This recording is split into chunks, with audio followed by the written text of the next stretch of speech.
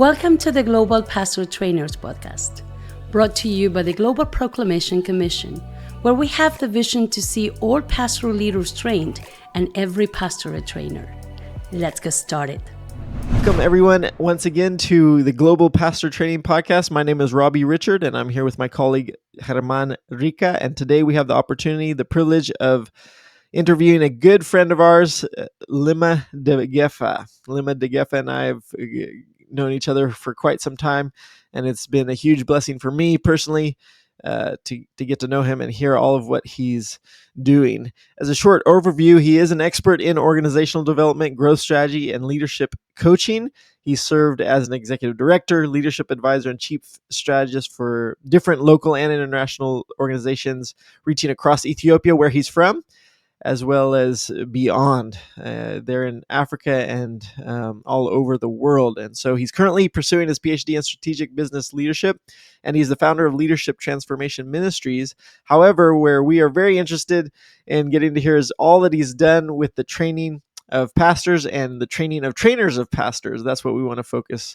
Even as we began the recording today earlier, we were talking about three different areas, both that he is working in. That is curriculum development, research, and the training of trainers. And so we're looking forward very much to hear from you, Lemma, as we get into this interview.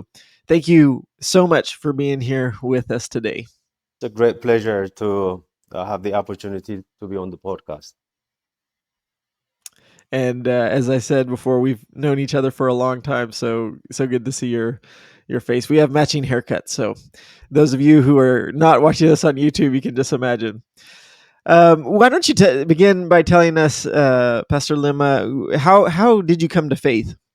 Well, thank you. You know, this was 25 years ago, and through the testimony of a friend of mine who was a primary school teacher where I used to live. And before that, I never heard really about the message of the gospel. And then since then, God took me through different paths and ups and downs, through prayer, support of the church, Bible study, and ministry. He has kept me to this day. So that's the way I came to Christ. Well, that's good. That's wonderful. So great to be here in this episode, brother. As you know, one of the main focus of our podcast is on trainer pastor, and you are a trainer pastor in Ethiopia and worldwide. Your curriculum is amazing. You had a beautiful thing that the Lord have allowed you to do. But we would like to hear from you how you become a trainer pastor. How was your journey in becoming a trainer pastor? Thank you. Very good question. Two major things that God used to lead me into this ministry. The first thing is the 2006 Global Proclamation Academy, which was organized by Reach. Really, I had some idea before that, the need to train pastors and so on and so on. But then, the calling to be more intentional and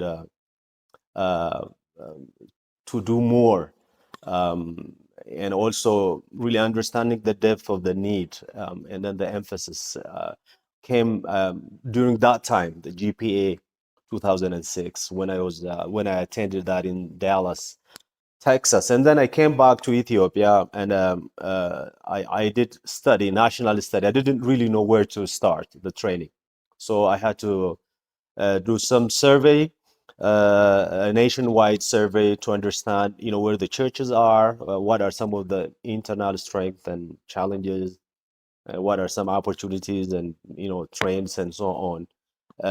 What are the needs of the pastors, so the finding was really very, very shocking to me back then. 52% church pastors never had a training, but they are still active in the ministry, leading churches, discipling people, and so on and so on. So those two things are kind of a turning point in my ministry, and to really focus and be more intentional in training pastors. Mm. Yeah. One thing that I think you were talking, Robbie, a couple of minutes ago. The three main focus of training pastor that Pastor Lema had, and we just heard the research. It was the first step that kind of led you into getting more involved in training pastor. But the research was mainly in the nation of Ethiopia, right? Yes. Have you experienced or have you heard more about what's going on worldwide or even in the continent of Africa? Can you maybe tell us more about Well, that? y- so yes, through the GPA and then the connection through the GPA, I had some exposure to global data and how the church is doing globally, and continue to learn more and do some more research online and also through my network in Africa. So really, Ethiopia was not different. The need is everywhere. So it's overwhelming. It's a global call. So yes, I was particularly doing research in Ethiopia, but I was also allowing myself to learn, what is happening globally and also in Africa, considering the training of pastors. Lima, as you're talking about that, can you highlight the need for research? So, give us the foundational why we don't want to just be going off of anecdotes, right? We don't want to just be going off of hearsay or stories. So, why don't you tell us a little bit of your process or methodology, and how, just for those of us who are listening, and maybe we don't know where to start, like you said, and maybe get a little bit more in depth than that.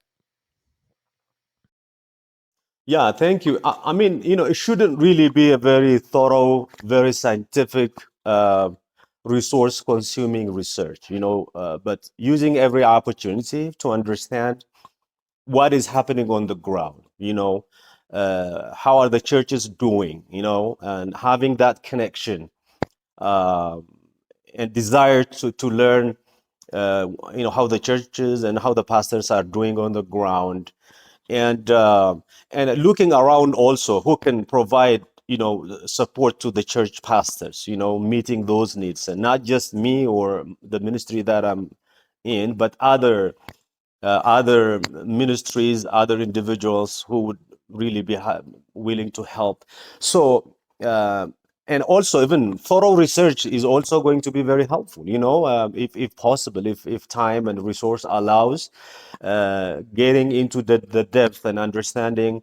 Looking in within the church and also the context within which the church is serving at a given particular time. So even biblically, the most effective leaders and ministers are those who allow themselves to really explore the field, and see what is happening instead of just depending heavily on the call that we have, because God is calling us into a context, and it's up to us to pause and understand and explore the context that we serve in. And I can assure you the effectiveness of what we have done, the things that we have accomplished so far. The the the the basis for all of that is the research that we did. It informed us the depth and the scope of the need. It informed us, how to respond to those needs, and then we came up with customized, highly tailored curriculum for that particular need, instead of just imposing what we feel, like doing to the church and to the pastor. So it is a key to understanding, a key to develop strategy, and also to key to minister effectively to those pastors. That's wonderful. I think it's very needed sometimes, and I've seen this a lot. We might just kind of parachute in, or we drop in to a zone wanting to share our curriculum or our ideas with local pastors or local congregations, and yet they're actually not responding to any needs. So if we begin, from what I hear you're saying, we begin with the needs by doing the research, and then coming up with a strategy to respond to those needs, then we can uh, come up with something highly specific to the context. Yeah, Robbie, you're saying it's something that's so right on because I have experienced in the past being in a place training in a country, and reproducing the training, and you find two or three other organization or trainer pastor hitting on the same topic, but not addressing the main need. So researching sounds like a key. And I know sometimes the urgency of the cause, it kind of put us in this speed mode. I need to go and address this. I need to run into, and I already have this curriculum developed for this, but stop, slow down, take your time for research. As Pastor Lemma was sharing, it sounds like a key, a very important way to move forward. So thank you. Did the research, and maybe this can help with our next question, did the research help reveal some of the challenges as well as help you all come up with creative or innovative approaches that you've experienced or practiced, and maybe share some stories of that? Yes, of course. It's I very strongly believe it's a best practice and also a necessary practice in training pastors. Uh, we all know, Jesus was encouraging his disciples to open up their eyes and see the harvest before doing anything else, because what you see would guide you or dictate your action. So yes, as a result of that research that we did, we the need, just what the one thing that we learned, the need was overwhelming. It's a national need. It's across denominations in the whole of Ethiopia. So it's not like a one-time commitment, but it is kind of a long-term, even lifetime commitment. So prayerfully, we had to think through and ask God, and then commit our time and make it our priority. And of course, the top priority, not to do it just in a conventional way, but in unconventional way. Mobilizing others. It was also beyond our capacity. So we prayerfully decided to mobilize volunteers. Even the expertise that it requires, it was beyond our capacity, our sphere of expertise. Then we had to go to formal training institutions, and then consult them and see if they can help us. So for instance, when we developed the curriculum, we knew the felt needs of the pastors, but then we were not really sure if what we develop is going to be interdenominationally acceptable and effective, if it may accomplish the purpose that we're seeking to address. So the formal training, theology training institutions came along, 5 of them, and it helped us, to frame, to develop, and to come up with a much more effective training curriculum that is for all the different denominations. So it is very critical. It informs your strategy. It really informs everything that you do. It also is a baseline, if to go back and see if what we've done has accomplished something. So periodically we do like as impact assessment every 3 years in our case. So the baseline is the research itself. That was where it was. If we have made any progress, then again, is that it helps you to measure, the impact of what we have accomplished. So it's a very comprehensive, very significant element and piece of what we do. Now, for me, it is necessary. It's where we should start doing pastoral training. I mean, we shouldn't stop everything and then go back to doing research, but we have to integrate, mainstream the research activity into everything that we do. That's what I'm saying. And it sounds like as well that you were able to work across sectors, both non-formal and formal. And I imagine the informal was happening as you were mentoring and coaching people. And so because of that, the research, then I would imagine you can take it to these formal institutions or formal trainers and say, hey, this is what we're finding. How can you help us with this? And like you said, I think that humility, the posture of humility where, hey, this is beyond our capacity and this is something that only God can do through all of us, that's very powerful. Yes, because we're not.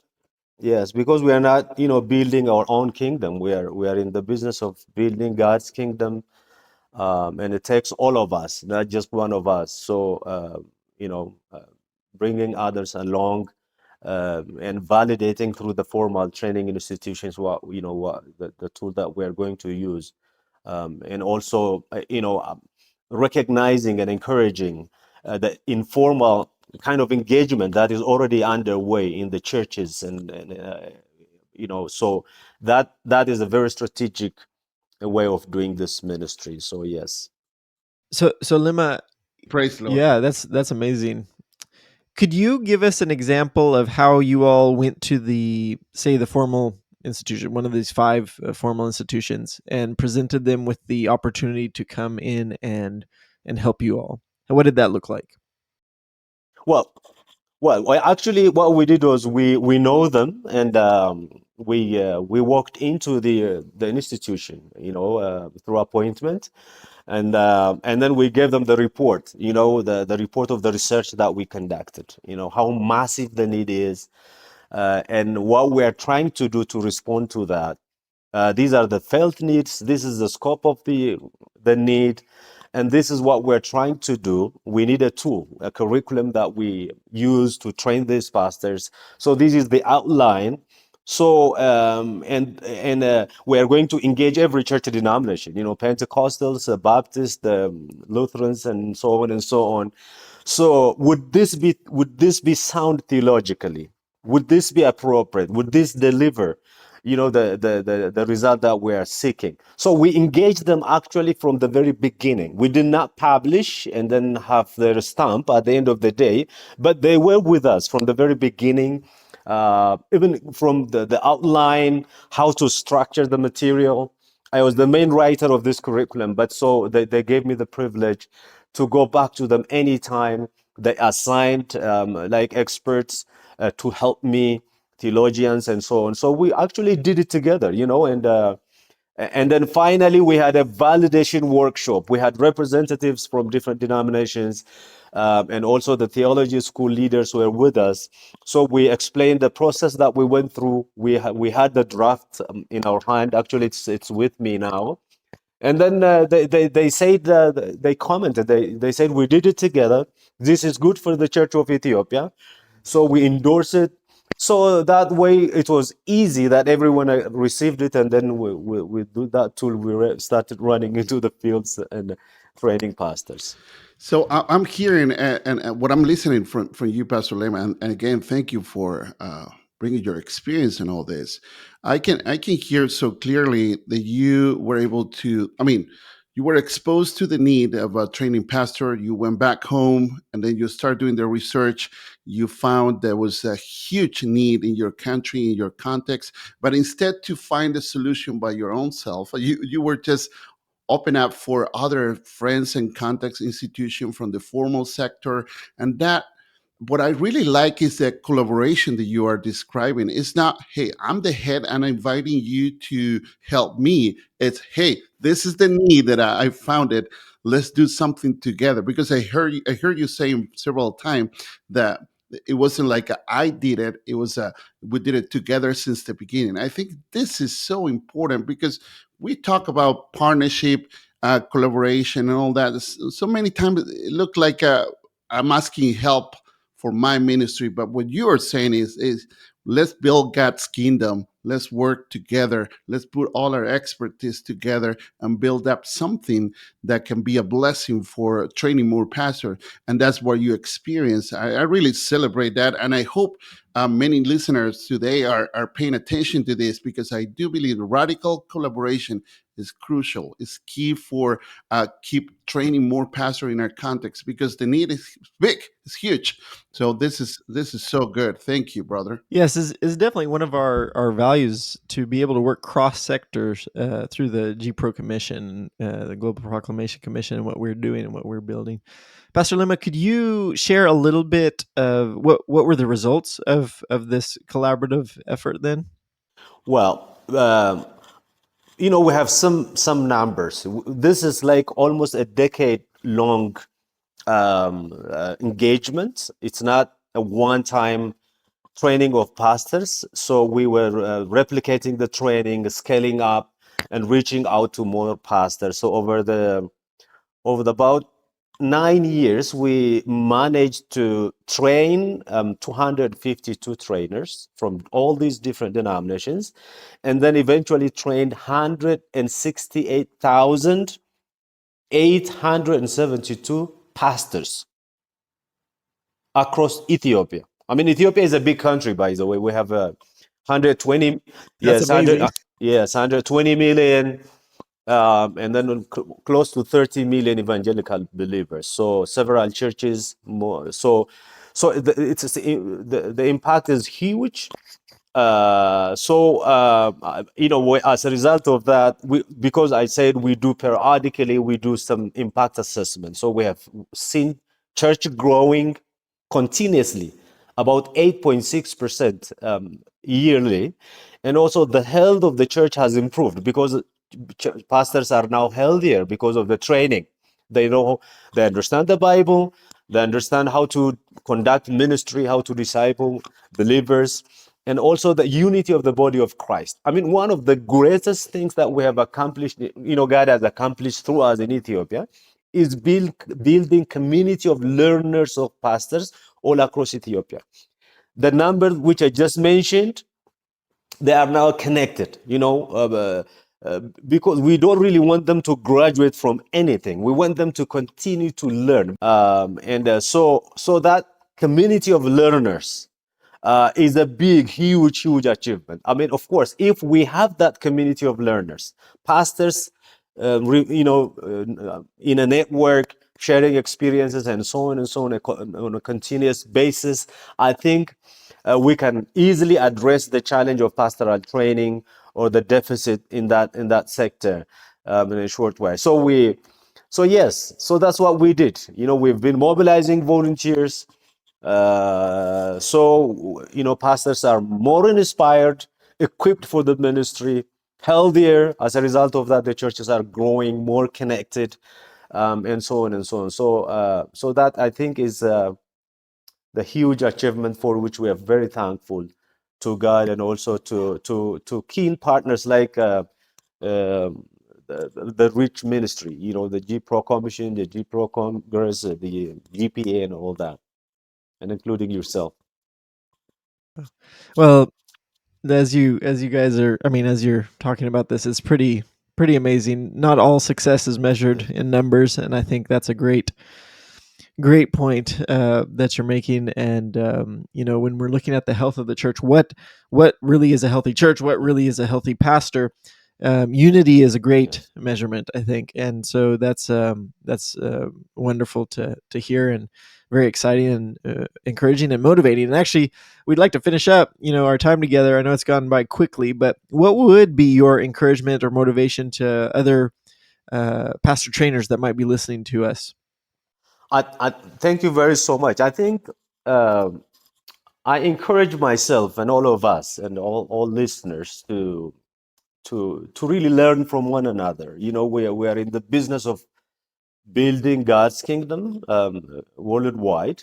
So there are best practices that are universally applicable, like such as the research thing, developing curriculums, like customized curriculum, the engagement of formal, informal, and non-formal sectors, creating community of pastoral trainers and learners and so on. So these are very, and also measuring the impact of our ministry, not just doing ministry, but pause and see what we have accomplished. Again is the mandate that God has given us. Beyond that, when specific to the training of pastors, I believe and I hear globally that the Bible is true. The harvest is plenty, the workers are very few. It's only through equipped pastors that we can really build the church that Christ wants to see in our respective nations.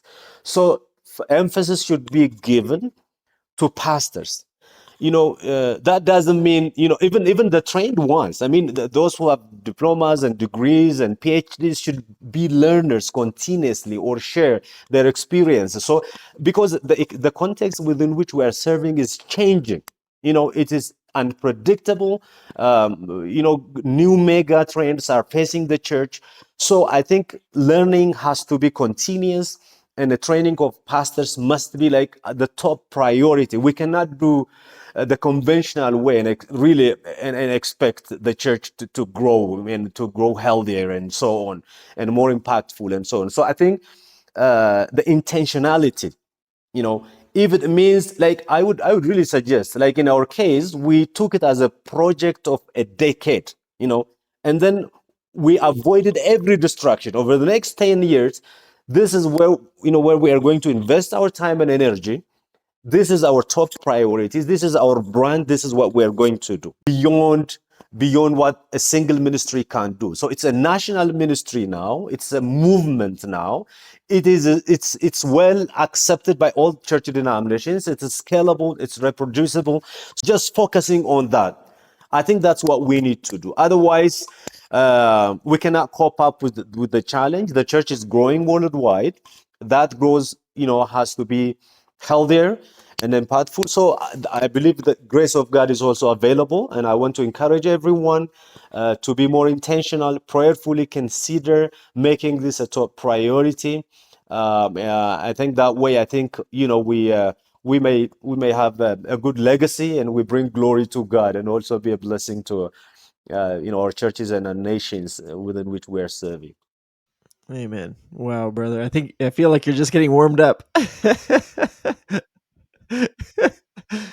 um, I would like to ask then, maybe, as people hear you speaking about all this, I think it would be beneficial not just in the African context but all over the world. Is there a way that people could find you, reach out to you, follow you? I don't know if you're on social media or anything, but if you could just let us know what the best way for people who would want to learn more about what you've done and hear more, what would be the best way for them to get in touch with you? I think the best way is through this podcast and through Reach, through the G Pro Congress, and also I have, I'm not that very active, but I'm on social media. So my name, Lemma Degefa, if they type, some of my teachings and some tools are there. And actually, recently we are just finishing up developing criteria. Not criteria, but the marks of a healthy local church. How do we really know a church is healthy? So we put together a kind of indicator for that. So theology schools are helping us, the same practice that we're applying. So shortly we are going to maybe make this available on video with some explanation, and also the template itself. So now we are piloting it with 41 local churches in Ethiopia. And then the result has been extremely life changing, and almost half of them have started developing a strategic plan. We cannot continue like this because of this process. So I think that would be one valid tool that would help the churches globally. So we would be happy to share that with. We're having it in a local language and also in English. Great. And we can put all these in the show notes, and so we can put your information and also where we might be able to access this in the show notes. Yes, thank you. Mhm. That's great. Thank you, Pastor Lema. This is so great and so rich. I think we all were blessed by listening to your journey and every piece of advice that you has given us. What I just listened is the whole journey of a man of God who was exposed to the need, who went back to the homeland and started research and started a movement, inviting others. And I hear you very clear, brother, when you were saying, let's be intentional. I think this is so crucial. Be intentional on training pastors. Make it this our target for 5 years, 10 years. Remove distractions. Focus on that. God will give you grace to do it. And as we heard on Pastor Lema and his journey, there was a lot of grace, and it's still going on. It blew my mind, this ongoing community of learning this is so amazing. And that happened because as you were saying, the field is ready, harvest is ready, and we have 52% of people under trained in your country that were willing to engage. And how many more are in our context? For those who are listening in our podcast, think about your context. Think about your pastor that had a calling, a passion. They are doing a great job, but they need more tools.